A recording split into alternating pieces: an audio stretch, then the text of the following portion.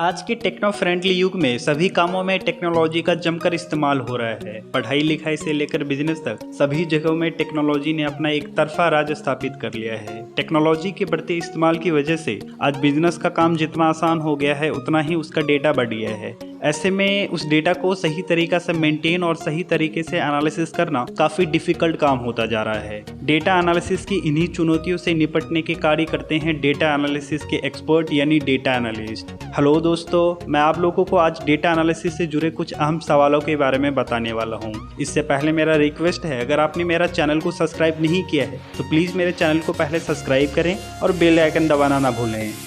Business के बढ़ते scope की वजह से बिजनेस वर्ल्ड में कंप्यूटर और आईटी के कॉम्बिनेशन से कई ऐसे क्षेत्र सामने आए हैं जिसमें करियर की काफ़ी संभावनाएं हैं। इसी क्षेत्र में से एक है डेटा साइंस। डेटा साइंस के प्रोफेशनल दुनिया में डेटा एनालिस्ट के नाम से जाने जाते हैं। डेटा साइंस एक ऐसा क्षेत्र है जो देश विदेश के यूथ में काफ़ी कम समय में काफ़ी तेजी से फेमस हो रहा है। डेटा साइंस की मांग देश के बिजनेस सेगमेंट में काफ़ी तेजी से बढ़ रही है। उसकी जरूरत पूरी नहीं हो पा रही है। इसकी एक वजह है डेटा साइंस के बारे में यूथ के बीच में जागरूकता की कमी है, तो दूसरी वजह है डेटा साइंस के सब्जेक्ट को पढ़ाने वाले इंस्टीट्यूट बहुत कम है हमारे इंडिया में। अगर हम लोग इंडिया की बात करें, इंडिया में कुछ आईएम और कुछ आईआईटी के अलावा कुछ प्राइवेट इंस्टीट्यूट ही हैं जो डेटा साइंस करवाते हैं। डेटा साइंस में आप नॉलेज हासिल करके data analyst, senior information analyst, information officer, data officer, software tester, support analyst और बिजनेस एनालिस्ट के फील्ड में जॉब कर सकते हैं। अब हम लोग बात करेंगे डेटा एनालिसिस में होता क्या है। आज हम उस युग में हैं जहां हमारे आसपास डेटा ही डेटा है। डेटा के साथ कम्युनिकेट करना एक कला है और डेटा साइंस इस कला का एक प्रैक्टिकल रूप है। डेटा साइंस डेटा के मीनिंग को समझने में हमारी मदद करता है और ये डेटा साइंस बिग डेटा और आईटी के कॉम्बिनेशन से बना है। ये एक ऐसा साइंस है जो डेटा के माध्यम से आज की सिचुएशन का आकलन करते हुए भविष्य के बारे में बताता है। आप लोग ये जानना चाहते होंगे डेटा एनालिस्ट क्या काम करता है, तो चलिए हम लोग जानते हैं डेटा एनालिस्ट क्या काम करता है और स्टेप बाय इसके प्रोसेस को समझते हैं। डेटा एनालिस्ट उन प्रोफेशनल को कहा जाता है जिसके पास प्रोग्रामिंग, स्टैटिक, अप्लाइड मैथमेटिक्स और कंप्यूटर की अच्छी जानकारी होती है। इनके पास किसी भी तरह के डेटा को बेहतर तरीका से विजुअलाइज करने का क्षमता होती है। कॉर्पोरेट फील्ड में इन्हें डेटा एनालिस्ट और डेटा साइंटिस्ट के भी नाम से जाने जाते हैं।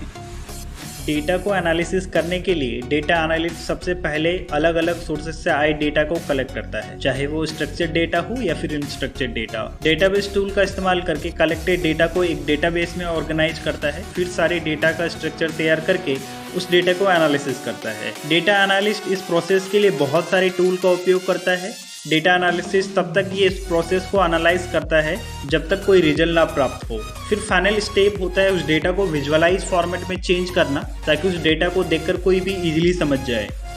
अब हम लोग बात करेंगे उन सारे टूल के बारे में जो हर डेटा एनालिस्ट को पता होता है। तो सबसे पहला है स्टैटिकल टूल्स। स्टैटिक्स एक मैथमेटिक्स साइंस है जो data collection, data analysis, interpretation और प्रेजेंटेशन के लिए इस्तेमाल होता है। स्टैटिक का उपयोग रियल लाइफ में डिफिकल्ट प्रॉब्लम को सॉल्व करने के लिए किया जाता है, ताकि डेटा साइंटिस्ट और एनालिस्ट डेटा के मीनिंगफुल ट्रेंड्स एंड चेंजेस की तलाश कर सके।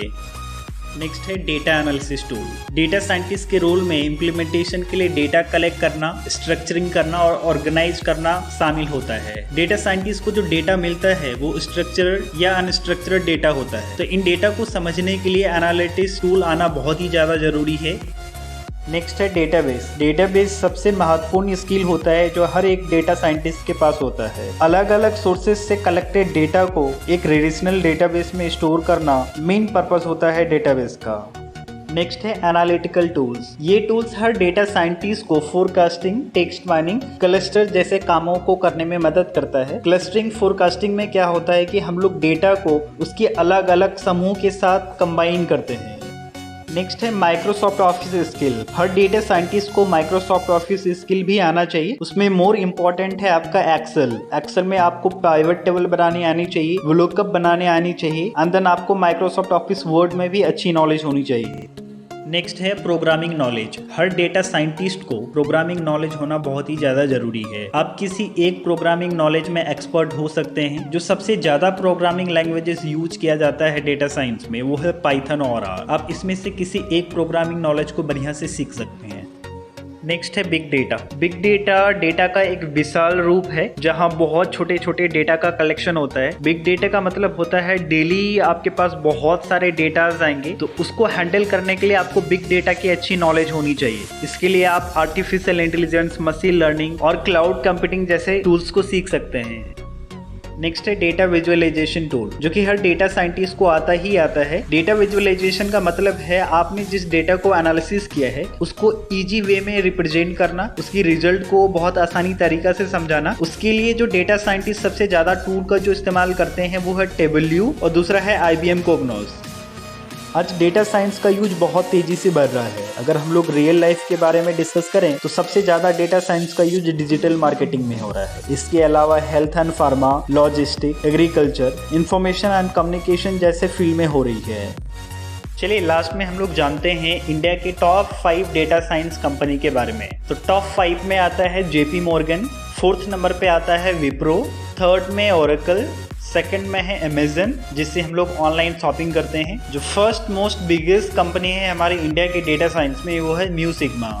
Thanks for watching. ये थी बेसिक इन्फॉर्मेशन डेटा एनालिसिस के बारे में। अगर आपको ये जानना है कि डेटा एनालिस्ट आप कैसे बन सकते हैं, आपको क्या क्या स्टडी करना होगा, कहाँ से स्टडी करेंगे और किन किन टूल्स को आपको सीखना होगा, तो नीचे कमेंट करें, मैं आपके लिए डिटेल्स वीडियो बनाऊंगा। अगर आपको ये वीडियो अच्छा लगा हो तो प्लीज़ लाइक करें, शेयर करें, मेरे चैनल को सब्सक्राइब करें और बेल आइकन दबाना ना भूलें।